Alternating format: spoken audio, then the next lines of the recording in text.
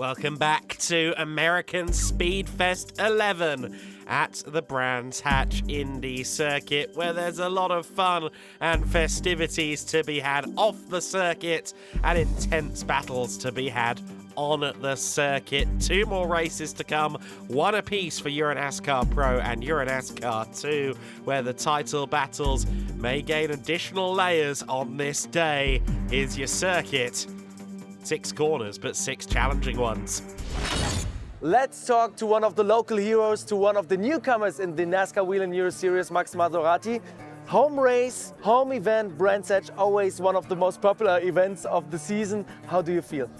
It's amazing. The whole event is incredible. I'm really excited to be here in the home crowd, and yesterday was fantastic. So yeah, can't wait to get going again today. How is it as a driver? You see all the people waiting for you to start a race. Does it make you feel more passionate for racing when you have people watching you like this? There's definitely once the helmet's on, you kind of shut off from everything. But there's definitely, you want to do well for the home fans, and it's quite nice. It stops you thinking too much. You know, that you can get easily into your own head before the start of the race. It sort of stops you from thinking that because you're focusing on being with all the fans and stuff. So it's great. All right then, thank you so much and enjoy. Thank you. Thank you. Thank you.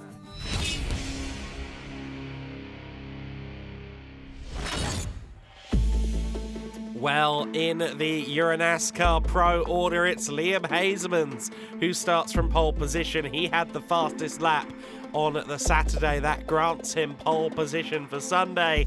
He's the only driver besides Vittorio Garelli to claim a race win this year. Let's see if he can make it 2 victories. Lots of pre-race festivities, including the United States Air Force providing a flag salute as well as the national anthem. Hasemans and Garelli on the front row, Urquhart and Lasser on row 2, then it's Armetta and Dubek. We're about to go racing for the second time this weekend in EuroNASCAR Pro, and it is car number 50 that leads the way. Urquhart almost into the back of Hasemans as they run through the first corner, and Urquhart may well have second place here, and it looks to me like Garelli already has a slightly damaged splitter. I think it kind of almost half folded under the left side of the car there as they went through turn 1, and Lasser has gotten past Garelli as well. So Vittorio Garelli from second on the grid to 4th in the first lap. Armetta's also lost out there to Dufro further back.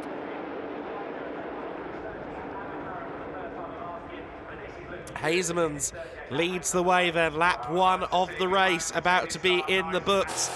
And the 2022 EuroNASCAR 2 champion under pressure from the reigning champion in the EuroNASCAR Pro division. We ride on board with Jack Davidson. Max Maserati just ahead of him, the fellow British driver. Oh, contact between the two of them. And that is almost a repetition of what we had a year ago. Maserati into the barriers, and it was Jack Davidson that ended up tagging Maserati there. A year ago here at Brands Hatch, the 27, then driven by Patrick Schauber, had a collision with Jack Davidson, so history somewhat repeating itself there. Unfortunately, Maserati's weekend is over. Side-by-side action as we go back to green flag, but it's still Hasemans that leads the way. Urquhart going around the outside line. Luca Lasser potentially getting through into second. Does get through into second place there. Urquhart tried to carry too much speed. Dubek's in 4th, but look at that, fighting for 6th further back is Garelli. He's under pressure from Dufro, from Del So, even Thomas Chrysonis, the driver who has taken 80% of the race wins so far this year, seems to have a wounded car again. I think that splitter is slightly damaged. It shouldn't have that much of an effect, but the car is slow. Bodywork left there at turn 1 as Tobias Dauenhauer is fighting here with Garelli, going defensive as they run towards Druids Bend. Garelli gets squeezed out there. Dufro pressuring him from behind. Then it's Del So, then it's Thomas Tuffel. Race Art Technology team having to put a new engine in the car between EuroNASCAR Pro and EuroNASCAR 2 yesterday. They'll be hoping for a clean day today. Lasser controlling second place for now, but Ercole right on his rear bumper, as is Martin Dubeck. Dubeck to the inside of Ercole. That's a move for third position from the EuroNASCAR 2 points leader, who's also right up there in EuroNASCAR Pro. Liam Hazeman's building his lead at the front of the order. Meanwhile, Garelli continues to be bogged down here outside of the top five. Not the day that we'd anticipate for Garelli. The outside of the front row is always a slightly compromising starting position, but that PK Car Sport machine doesn't seem to have the edge that it's had for most of the season today. Whether it is that minor damage on the splitter, whether there's something deeper at play, I don't know. We saw at Valencia a slight issue for the car as well, which allowed Liam Hazeman his first victory of the season. Lasser and Dubeck have broken away now from Gianmarco Ercole.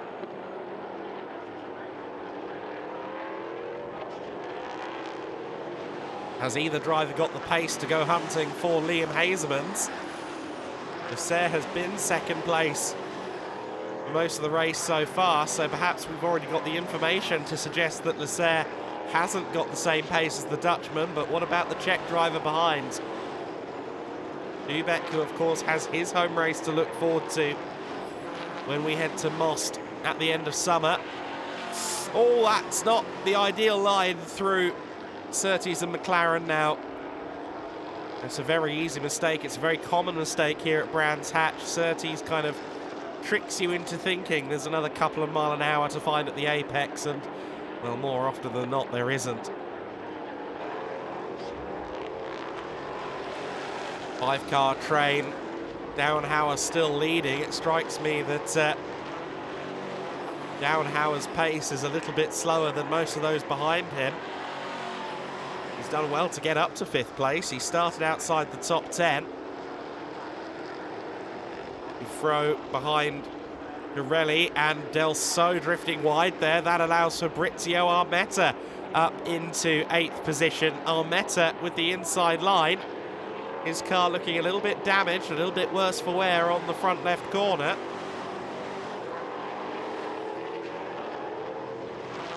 Club Motorsport driver has looked strong this year, but we'll be hoping not to make that damage any worse. Again, the effect of the aerodynamics on these cars is limited, but if you lose that front bodywork, you do know about it.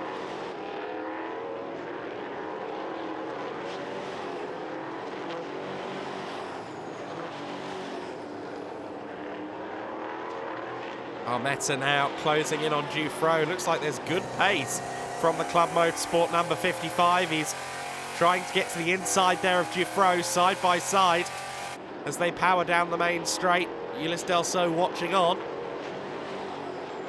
The inside line goes Armetta. That's 7th place for the driver of the 55.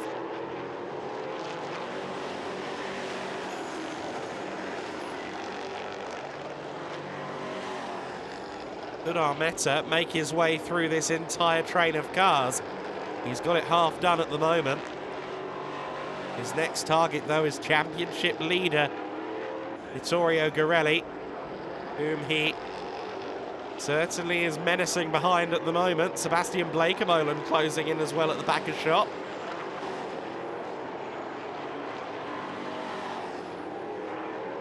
Through Paddock Hill Bend they go. Here comes Armetta. They turn into Druids Bend. He's not close enough just yet. Downhauer maybe getting a momentary reprieve here as Garelli has to start thinking defensively. We ride on board with Armetta. Ooh, and that was a nudge. That was another nudge. That was a little bit rude from Fabrizio Armetta. He gets past, though, and Garelli ends up dropping down multiple positions. He's now behind Del So.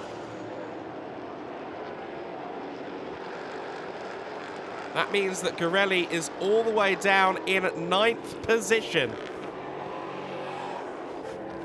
Not ideal circumstances for our championship leader. His championship lead is such that he should retain it so long as he's in the top 10, but our Meta has gotten a drive-through penalty. Honestly, I'm not terribly surprised by that. That will bump Ryan Vargas up into the overall top 10, and we just saw him going by, but our Meta's efforts to get into the top 5 have resulted in a drive-through penalty. Luca Lasser has been closing in on Liam Hasemans at the front of the order, but I think he's run out of time. And indeed, the young Dutchman takes the checkered flag and wins his second race of the season. Lasser, Dubek, Erkeli and Downhauer in the top 5. Garelli only 8th position. That's a shock. This man, then, is your king of Brands Hatch. He greets his new lieges. Thank you so much, Adam. The second win of the season, Liam Hasemans, the winner of EuroNASCAR Pro. It looked easy, but I think it wasn't, right? No, not at all. I mean, actually, definitely by the restart, you know, starting 2 by 2. Yeah, and I mean, I got a push from Lasser because Erkeli was on the outside, so that actually helped me a bit to push him wide. So, yeah, that was really good. And, yeah, I mean, the whole race the car was pretty awesome. Just at the end, with the lapped cars, you know, of course, you try to take it quite gently, and then, of course, you have Lasser that was taking all the risks. So I saw him catching back a lot. But no, very happy. I mean, finally, the second race win for this season. Yes!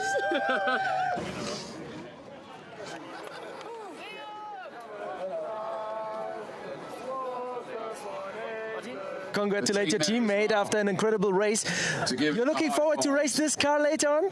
Yeah, for sure. Like, it looks super good now outside. Liam did again, and an amazing job. I keep on saying it. It's the greatest talent we have in EuroNASCAR for sure. And yeah, it's just, I'm so happy to have him on my side. Well, there you go. Hasemans now 3rd in the points, but he's the king of Brands Hatch. He's had the best weekend in EuroNASCAR Pro. Garelli still leads the points, but now by only 11 over Gianmarco Erkeli. A big swing in the championship for sure.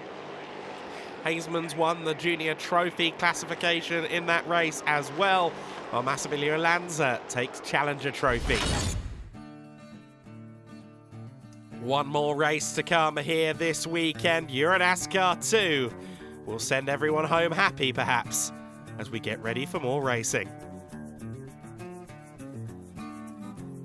Next to me, Thomas Crasones, who had a fabulous Saturday in EuroNASCAR 2. First podium of your career, and now the first pole position as well, in front of thousands of people. Must be very happy, right? Well, as I told you yesterday, we worked a lot for this, so everything was prepared with great detail. We put a lot of effort, also the team, also the guys who are running the project with me in general, outside of the racing. But yeah, all in all, big thanks to the team. We are fully focused because the podium is the beginning, but it's the best opportunity that I had to get a win also in the series. Yeah. So yeah, all in all, we stay calm and we try to bring the result today as well to finish a perfect weekend, you know.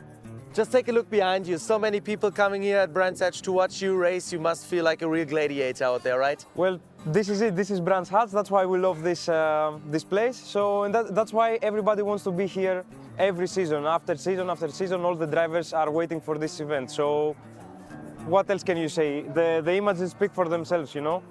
All right, thank you so much and good luck today.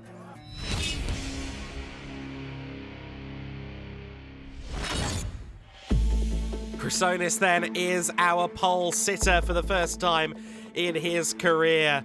The fans welcoming the drivers onto the grid here at the Brands Hatch Indy Circuit. The drivers making sure the fans get their signatures and get their photographs before we go racing. Crasones then on pole position, Capelli, Dubek, and then home hero Jack Davidson on row 2 of the grid.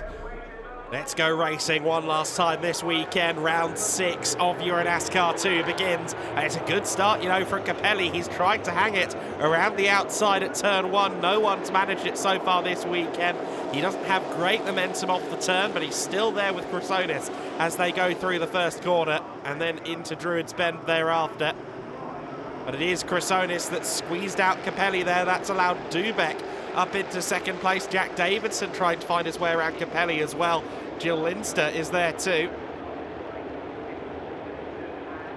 Oh, and Dubek there looking to the inside at Surtees on the first lap. Chrysonis gave him a little bit of room there, but continues to hold the lead. Got a good run out of the last corner, despite being offline for most of that last sequence of turns. And cement dust to consider for everybody as well for one of the support races. As Martin Dubek closes in on Chrysonis, he wants to try and get yet another win.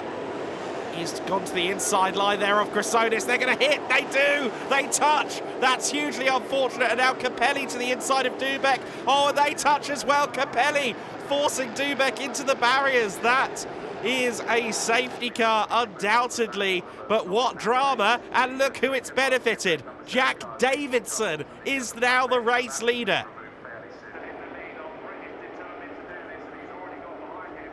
Drama, drama, and yet more drama as the top three wipe themselves out. Jack Davidson now leads. Melvin de Groot and Jill Linster side by side for second as the race gets back underway. Schauber side by side there with Dombrowski further back. Fell running in the top half dozen as well.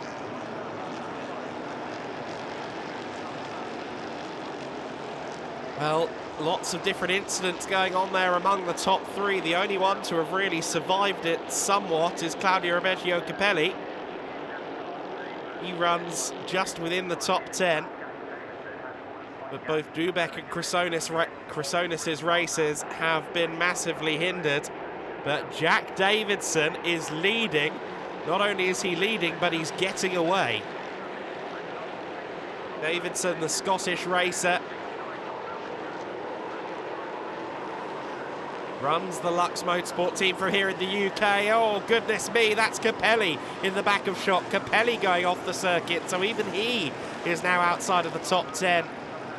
Our early podium contenders have imploded here at the Brands Hatch Indy Circuit.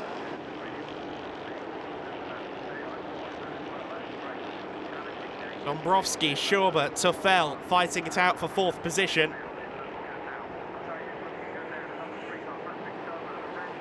Schauber trying to get to the inside there of Thomas Dombrowski.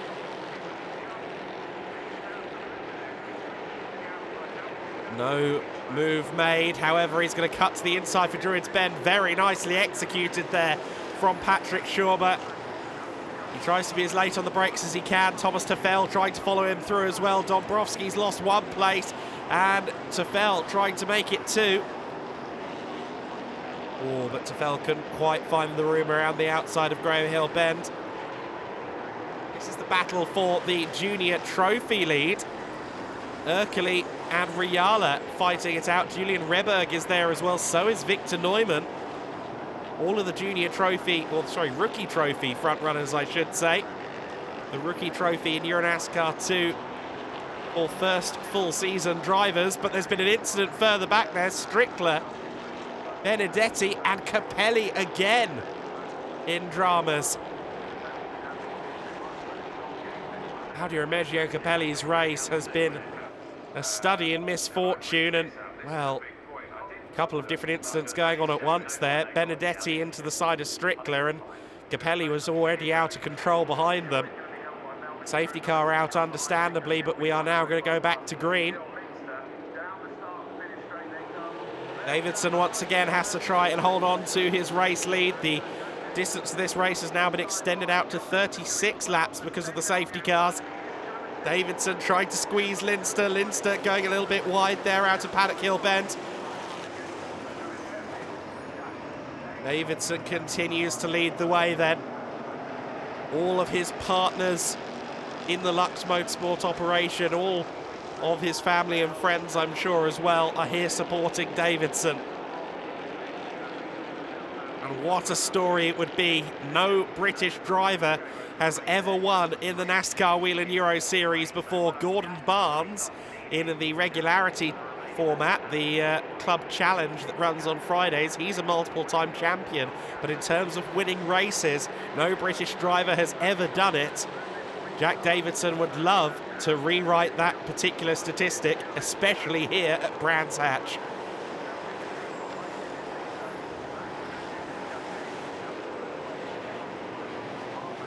Linster and Melvin de Groot are fighting it out for second place, and of course that plays right into the hands as well of Jack Davidson. Although now de Groot under more fire from Patrick Shaw, but arguably Linster has just started to ease away.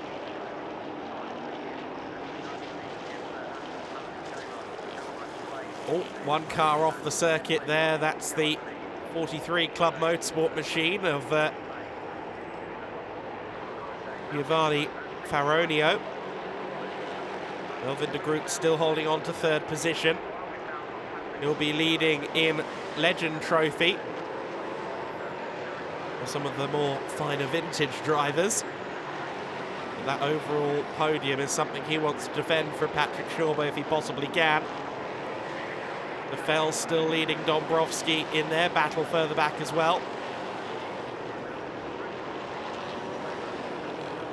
A really interesting season so far in EuroNASCAR 2, and the door opening further here with Dubeck registering an on-finish. He will still be championship leader by the looks of it, but his advantage will shrink considerably. De Groot and Schauber still nose to tail as they come across the line once again. The laps are running out for Schauber. Can he find a way through?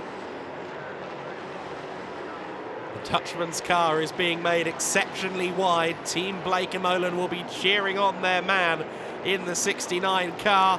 Schauber drifting, de Groot, sorry, drifting wide there. Schauber now on the outside line as they run to the Cooper Straight for the final time. They're still side by side. Oh, they pinch, they meet at the middle, and I think Melvin de Groot's tyres going down. He goes straight on across the grass. A dramatic end to the battle for third place, which will go the way of Patrick Schauber, but it's a victory for Jack Davidson. He is the first ever British driver to win in the NASCAR Whelen Euro Series. Linster and Schauber will join him on the podium, but history made at Brands Hatch by the man in pink.